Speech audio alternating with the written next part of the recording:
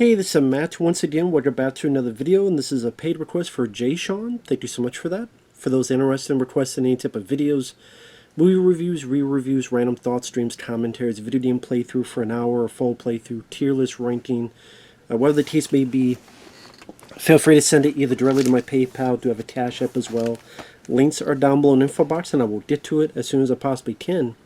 And this is for Badlands, a film from the 1970s, directed by Terrence Malick.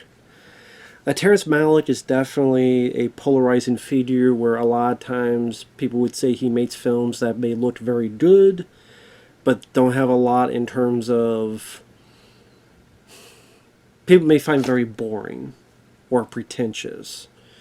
Films like The New World or The Tree of Life or films of that nature. If there's a film that I guess is more palatable perhaps for an audience, it'd be a film like this. Although I do like The Thin Red Line. The Thin Red Line, some people find boring, but that one always appealed to me. I like the cast, I like the music. I don't mind it's slow. Some people say meandering story, but that film I never minded. I always liked The Thin Red Line. This one, I don't mind it. I didn't mind Badlands, because I do think it's well acted. I like Martin Sheen in the film. I do like Sissy Spacek as an actress who was in the original Carrie. Martin Sheen, of course, he was in the original The Dead Zone, Apocalypse Now, many films throughout the years. The father of Emilio Estevez and Charlie Sheen. And the setup of the film is Martin Sheen is a garbage man, which makes me kind of smile because later on his two sons were played garbage men in Men at Work. So I don't know, that thought came in my mind. But he's a garbage man. He's in his 20s, and he falls in love with Sissy Spacek, who at this point her character is supposed to be 15. So that's definitely a bit weird because it's, pedophilia. He's, Martin Sheen's character is a pedo. Not Joel pedo. When at least he falls in love with her, he loses his job. He gets another job feeding cattle. Her dad disapproves, which I don't blame the dad disapproving because you're 15 and he's like 25. Now, the dad's played by Warren Oates. And it took me a minute to figure, oh shit, because Warren Oates, I remember him as Sergeant Holka in Stripes, which I love Stripes. He was also in Blue Thunder. That might have been one of the last films he did, was in Blue Thunder. So I don't blame him for disapproving of all this, but the fact he kills a dog that Sissy Spacek likes as her dog because he disapproves, that I can't stand by. Because the dog didn't do anything, and in fact that would just make her more pissed off and more wanting to run away and more wanting to not be around you, so it wouldn't fix anything. It would just screw things up more, but I digress. Until eventually Martin Sheen tells Sissy, let's get the hell out of here, confronts the dad, and I think Martin Sheen does a good job. There's people that around him that will say, you remind me of James Dean. I can see it. I can see the resemblance, the way he dresses, the way his hair. I thought he was definitely the most compelling character in the film. Martin Sheen was. And I like some of the dialogue he has. Suppose I shot you. How would that be? Huh? You want to hear what it sounds like? And he shoots, I forget, in the air or on the ground. And then eventually he does shoot and kill the dad. Him and Spacek go on the run. And then pretty much their travels. They travel to Montana. They live in a treehouse. Some people come by, bounty hunters or such. He kills them. They traverse some more. Deal with some other people. And kind of a precursor to Natural Born Killers, but not nearly as extravagant and bonkers compared to Natural Born Killers. until eventually they're caught and then the movie's over. But there are moments where it's fairly low key and subdued, which I didn't mind. And definitely a stark contrast to natural born killers later on. And there's definitely some nice looking visuals. Terrence Malick is known for that. So there's shots of them driving in the desert, and there's these wide shots. We see the open plains in the background, and the sky. Get some very good looking shots. The music, there are times the music reminds me of what like the Coen brothers would do with their music. I don't know what the music can remind me of stuff. Maybe not Raising Arizona, but like, stuff of that nature.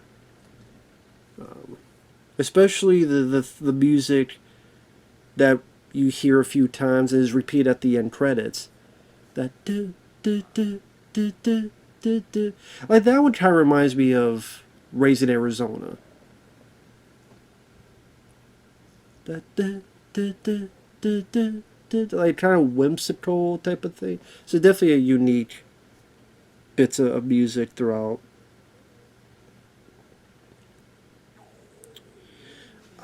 Sissy Spacek's character, honestly, was one of my issues with the film. And sorry if you hear anything. I haven't eaten yet, so if you hear something, my stomach is trying to review this film too.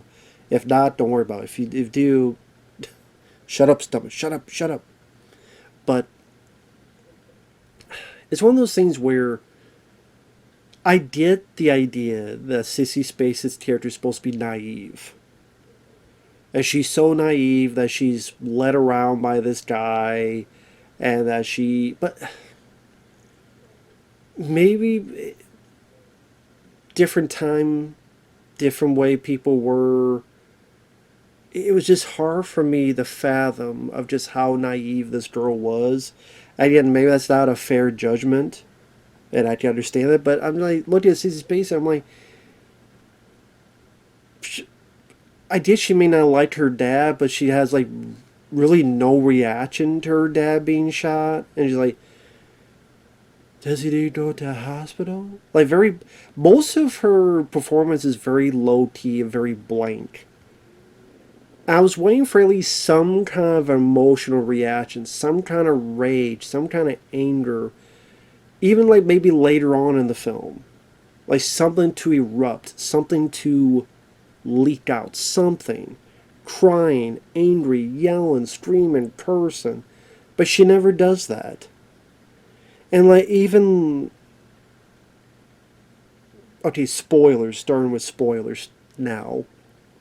There's a bit where this guy named Cato with a C, who's a former friend of Martin Sheen, he helps him out a bit, but then he kind of sees how things are going, and he tries to leave, and Martin Sheen shoots him in the stomach, and the guy kind of wanders into his room because, I mean, he can't drive. There's not much else he could do. And Sissy Spacek looks and goes, "Is he upset?" "He got fucking shot, lady." "No, he's fine. He loves eating bullets for breakfast. In fact, it's his favorite dish of the day. He eats it for lunch and dinner too. And breakfast. Not just breakfast, but breakfast. He loves bullets. He loves lead in his diet." The fuck you talking about? Is he upset? Yes, he got shot. He's upset. You want me to shoot you and see if you're upset? Do you get upset if you get shot? There's being naive, and then there's this, what the fuck is this girl's like major... If she was like doing LSD and her mind was not there, like maybe I could buy it, but it's what the fuck?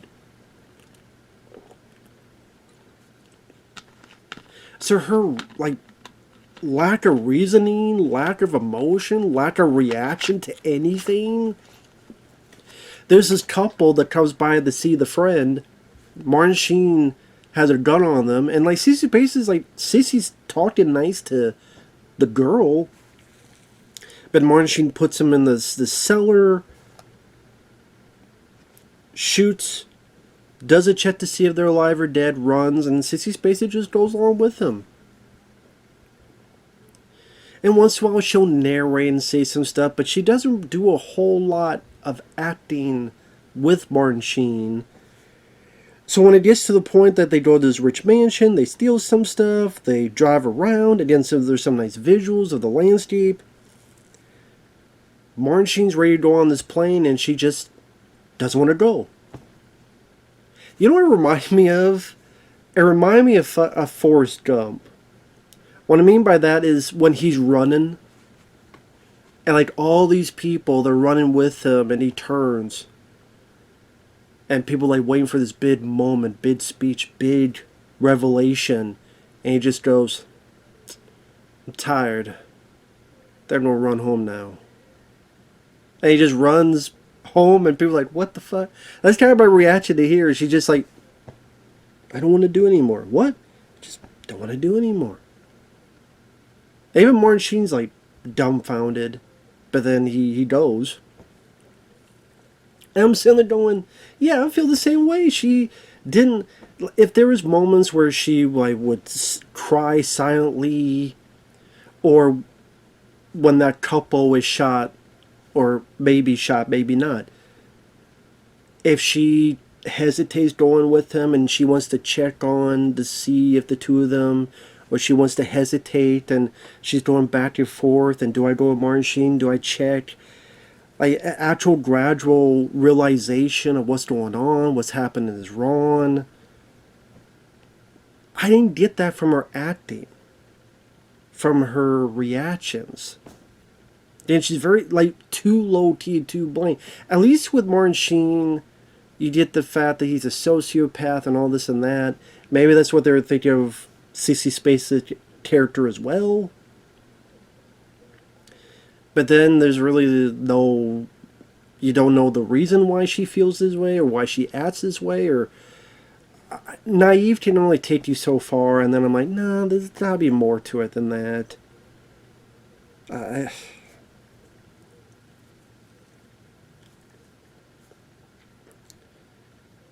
then Martin Sheen just drives off, some cops chase after him, and then he just gives up. He even shoots his own tire out, and then makes up a story later that he something happened with the tire. Now, why he gave up, whether it's because he just wanted the fame, he just wanted attention, or he always wanted to be a criminal, or he's just like, you know what, I was just doing this just to do this, and I have really nowhere to go, so I guess I'll give up. I know, at least you could kind of look between the lines and come up with your reasoning on this and that. Sissy Spacek, for me, less so. You just say, oh, she wanted adventure, and it's like, well, we didn't really get enough development of her at the beginning for me to really go along that route. I mean, I could, with everything, you could pull shit out of your ass. That's with every movie. Why does this character do something? You pull shit out of your ass, and then you go with it. I mean, if that's the case, then we can never argue why any character does anything at any moment, because you just pull something out of your ass and say, well, is that in the movie? Was that built up in the film? You just say maybe with her narration. Yes, but honestly, her narration and her was my least favorite part of the movie. They were just kind of pedantic and ponderous, and I guess that's the point, but I just, at times I'm like, just shut up. Just be quiet. I didn't give a shit. I mean, Martin Sheen, or his character's vile, because he's a fucking pedo and he murders people. But he does have this somewhat charm that you can kind of see people gravitate towards. Sissy Spacek, I don't see that. I don't see what there is to really like about the character. Now, I think she's a decent actress. This is going to sound mean. I never thought she was like this great looker of her lady, whether in Carrie or anything else. She looked like an alien to me, honestly, with the eyes. She just looked like that alien in The Simpsons. Hello, friends. I don't know, just the eyes. If I look at the eyes, they just look like alien eyes. I don't know. I'm not trying to be mean on that. And I get that when he gets caught, the cops are like being very nice and friendly with him. He's like being playful with handcuffs. You want this lighter? Here you go. You want this? You want that? I get the idea is that he's supposed to be this charmer, and it's loosely based on a true story. I think, and they said the guy was charming, but it's still hard for me to believe that this many cops would be that charmed by this guy who's a cop killer. Because that's one thing cops hate the most are cop killers. And he did kill a cop. At least when Sissy Spacek gave up, he killed at least one cop, perhaps more. I'm like, I don't see this many cops being nice to a cop killer. As RoboCop would say, he's a cop killer. So I don't. I mean, maybe there are, but I don't know why you would be. If I'm a cop and I see this guy's a cop killer, I'm like, he could have killed me. Fuck him. Suck my dick. Kiss my ass. You next. So it's one of those films that it was worth a watch. I know a lot of people love and adore this film. They call it one of the great pieces of films. For me, there's some nice visuals and music interludes. There's, Martin Sheen, I think, does a good job. I'm not big on Sissy Spacek's character. Her acting's not the problem. It's just I didn't really care for her character. And I get this being very low-key, but I'm kind of waiting for these big revelations and these big moments that never come. And maybe that's the point of it, but that's just maybe not as interesting to me as it is to other people. Or vice versa, I don't know. But that's just my thoughts on Badlands. With all the stuff I heard about this, I'm like, I would never see it again. But, take that for what you will. I would still say the only Terrence Malick film I truly liked is The Thin Red Line. This one, it was there. It was okay. I don't hate the film, but I don't love it either. So take that for what you will. It was cool to see some of the stuff from the time. For example, the 50 Cent voice graphs, I think it was called, this private recording studio that is like a phone booth. You go in and put some money in and just record a message in this phone booth looking thing. And that's what they had back in the day. So it was cool to see stuff like that in this time period this movie, took place in, Just definitely didn't have that type of stuff when I'm growing up. So that's like a piece of that it was cool to see. It's not a big deal in the film, but it was a little something to see. Oh, gee, that's cool. I know I'm grasping at straws, but still. People just say I'm not fair, I'm being fair. But yeah. Take that for you all. Thanks for watching, take care, and we will see you in the next video. Bye-bye for now.